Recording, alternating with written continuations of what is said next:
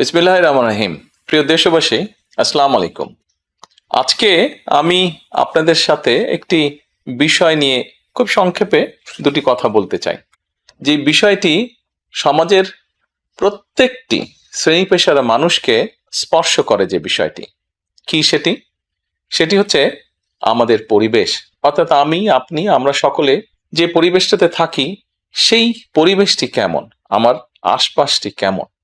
আপনারা নিশ্চয়ই অধিকাংশ ক্ষেত্রে খেয়াল করে দেখেছেন, আমরা ঢাকা শহরের যে কোনো রাস্তাঘাটই হোক, যে কোনো এলাকাই হোক, যে কোনো জেলা শহরের এলাকাই হোক, রাস্তাঘাট হোক, এমনকি উপজেলা পর্যায়েও ক্ষেত্র বিশেষে বিভিন্ন গ্রামগঞ্জেও আমরা দেখেছি যে যেখানে বাজার ঘাট বা রাস্তা চলাচলে বেশি, সেই জায়গাগুলোতে চারিদিকে একটা জিনিস খুব পরিষ্কারভাবে চোখে পড়ে, যেটি আমরা যখন ছোট ছিলাম, আজকে থেকে 40 বছর আগে, 30 বছর আগে দৃশ্যটা এমন ছিল না, কিন্তু বর্তমানে দৃশ্যটা এইরকম। সেটা কেমন?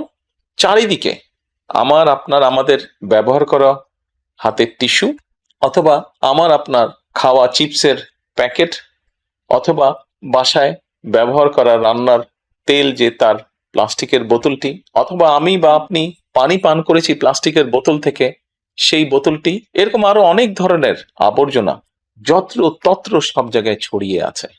কোনো জায়গায় একটু বেশি জমা হয়ে আছে, অথবা যত্র তত্র লোকালয়ে চারিদিকে ছড়িয়ে আছে। চিন্তা করে দেখুন তো, আপনার ঘরে, যে ঘরটিতে আপনি থাকেন, যে বাসাটিতে আপনি থাকেন, যদি চারিদিকে এমন টিস্যু ছড়িয়ে থাকতো, যদি চারিদিকে এমন আবর্জনা ছড়িয়ে থাকতো, আপনার কাছে কি ভালো লাগতো দেখতে? নিশ্চয়ই না, আমাদের কারো কথাই ভালো লাগতো না। কবি তো সুন্দরভাবে লিখেছেন, সবুজ শস্য শ্যামলা আমারে ভুবন। তো আসুন না, আমরা কেন আমাদের পরিবেশটাকে সুন্দর করতে পারবো না?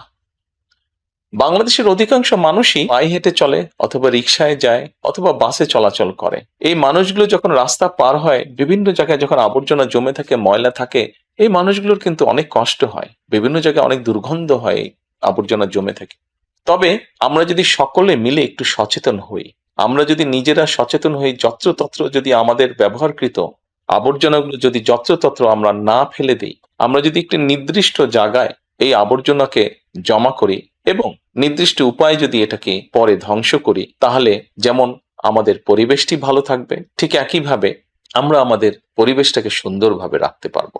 দেখুন, অনেক জায়গায় আমি দেখেছি, গত কয়েক মাসে যখন আমি দেশের বিভিন্ন জায়গায় গিয়েছি, হয়তো কোনো একটি পুকুরের পাশ দিয়ে যাচ্ছি, দেখেছি পুকুরের ভিতরে বিভিন্ন রকম ময়লা স্তূপ হয়ে পড়ে আছে, অথবা পুকুর পাড়ে বিভিন্ন ময়লা স্তূপ হয়ে পড়ে আছে। অথচ একসময় কিন্তু এই পুকুর পাড়েই মানুষ বিকেলে বসতো, গল্প করত পরিবার পরিজন নিয়ে। কিন্তু এখন আবর্জনার জন্য সেটি সম্ভব হয় না। ঢাকা শহরেও বিভিন্ন পার্ক আছে, বিভিন্ন জেলা শহরেও বিভিন্ন পার্ক আছে। আমরা পার্কগুলোতে যাচ্ছি বিকেল বেলায় পরিবার পরিজনকে সাথে নিয়ে, কিন্তু গিয়ে যখন আমরা চিনে বাদাম খাচ্ছি, অথবা চিপস খাচ্ছি, অথবা বাচ্চারা লজেন্স খাচ্ছে, খেয়েই আমরা জিনিসটা সেখানে ফেলে দিচ্ছি। আমরা যখন যাই তখন হয়তো যারা পরিচ্ছন্ন কর্মী তারা হয়তো পরিষ্কার করে রাখছে, কিন্তু আমরা যখন বেরিয়ে আসছি তখন আর সেটি আগের মতন পরিষ্কার থাকছে না।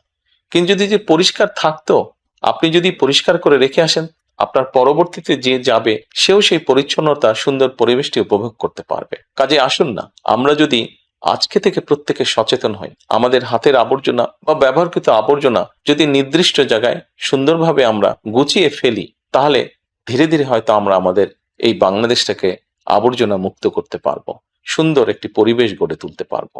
দেশটা তো আমাদের সকলের। আমরা সকলে মিলে যদি চেষ্টা করি, সকলে মিলে যদি একটু একটু করে করি, তাহলে আমরা বড় কিছু করতে সক্ষম হব। প্রিয় দেশবাসী, আপনাদের কাছে আজকে এই সহযোগিতাটা আমি চাইছি। আমরা সকলে মিলে আসুন, চেষ্টা করি আমাদের দেশটিকে পরিষ্কার সুন্দর রাখতে। আমরা সকলে মিলে চেষ্টা করি আমাদের পরিবেশটিকে সুন্দর পরিষ্কার রাখতে, যা নিশ্চিত করবে আমাদের আগামী দিনের বংশধরদের জন্য একটি সুস্থ দেশ, সুস্থ পরিবেশ। সকলকে আন্তরিক ধন্যবাদ। আসসালামু আলাইকুম।